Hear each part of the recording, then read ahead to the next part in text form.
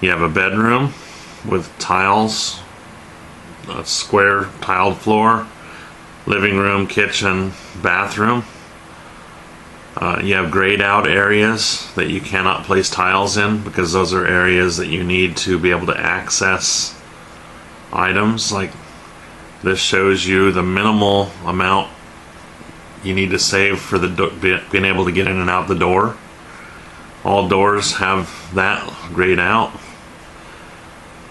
There is a bonus on scoring that if you don't block this tile and your door can swing fully open, then you get a 5-point bonus at the end. Currently for the dice, you roll 1 through 5 and you pick out that many tiles to put on the board.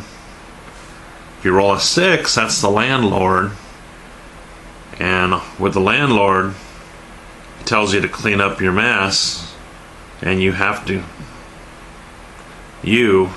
decipher it as getting rid of 1 stack.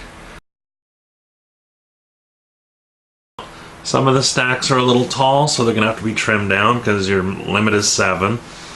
What you see here is we used a Hoard Stack 7, and we removed all but one so we remember what the stack is, and we put the Hoard Stack tile down.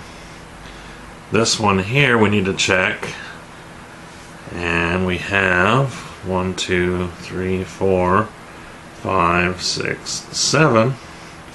So we put a Hoard Stack there.